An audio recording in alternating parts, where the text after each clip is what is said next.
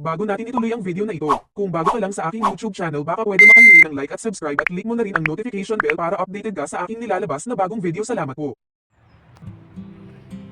So ayan, nandito naman tayo sa ating garden. Tayo yung mangunguha ng mga dahon ng ampalaya para i-preserve natin pang sahog pag gusto natin kumain ng mapait kasi medyo lumalamig na rito.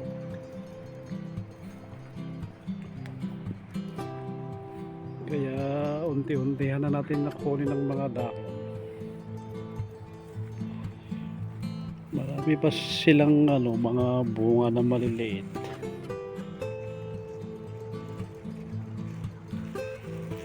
Kaya lang medyo lumalabig na. Kaya hindi na sila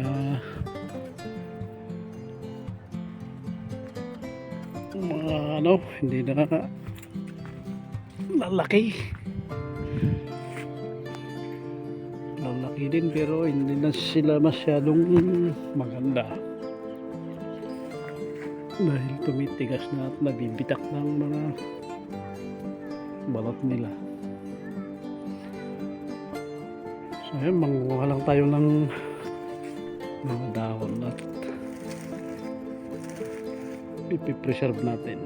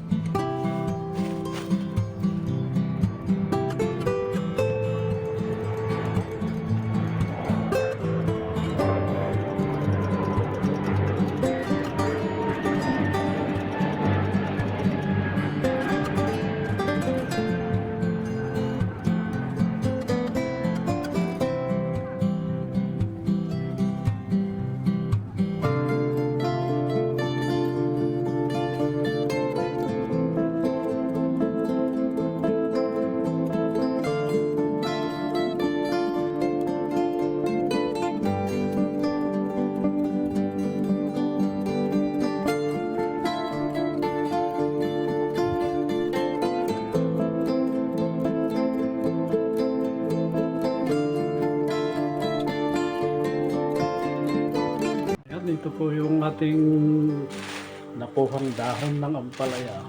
Ayan, bali lalabhan natin at i-steam natin ng konti para pag inilagay mo sa freezer ay hindi madudurog. Kasi pag inilabas mo sa freezer na ganyan na hindi mo na siya papakuluan na madurog-durog. Kaya ito,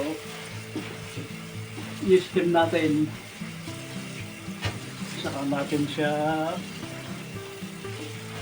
ilalagay sa freezer. Kaya ito, parang lang siya, parang marami pero kakaunti lang yan pag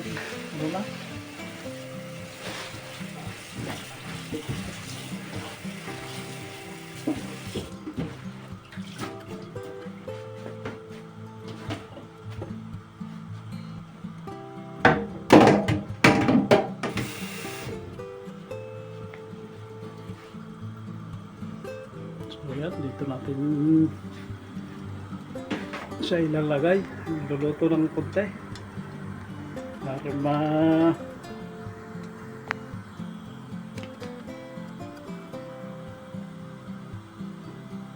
may steam at lumabas.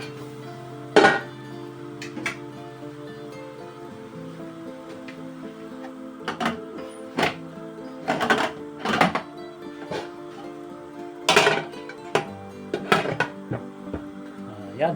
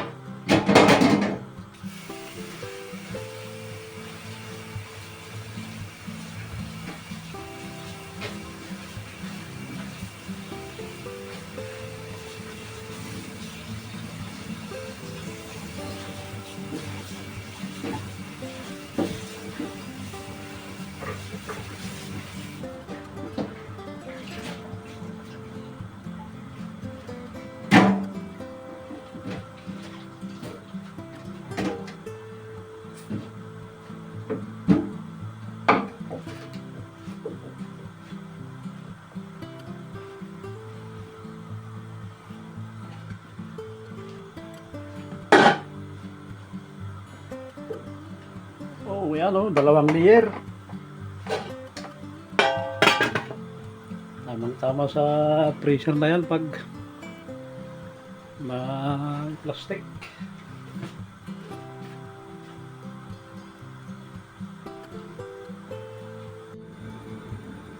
Ayan, tingnan natin kung okay na. Baka sa loob ay hindi pa. Ayan, hindi pa. Hindi pa nakakaranas ng init.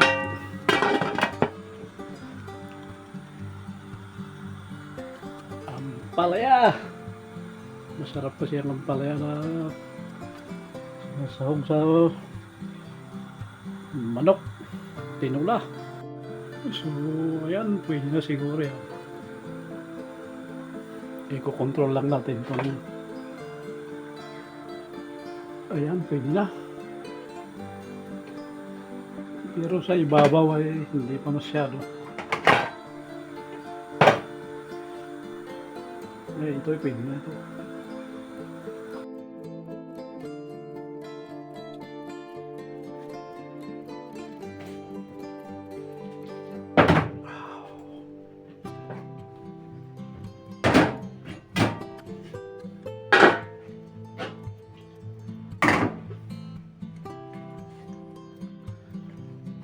So ayan, yan muna at mamaya na natin siya ilalagay sa plastic. Titingnan natin kung ilang portion ito.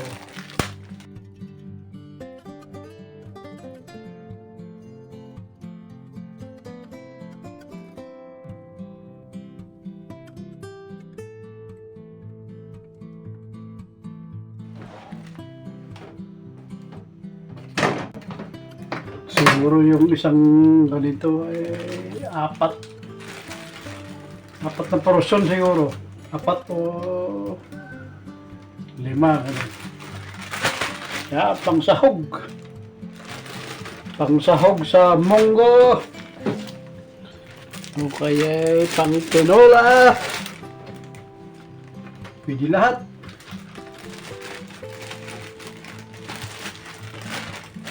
Ayan.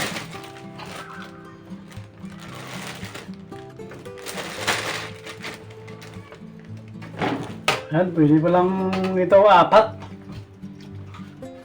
na supot.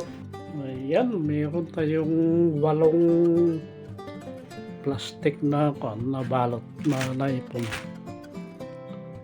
Tamang-tama na pang sahog sa munggo at pang tinula. Kasi ito, ngayong winter, wala na tayong makukuha na ganito. Kaya nagpe-preserve tayo ng pang-winter na natin. So ayan, maraming salamat sa panonood. God bless sa lahat.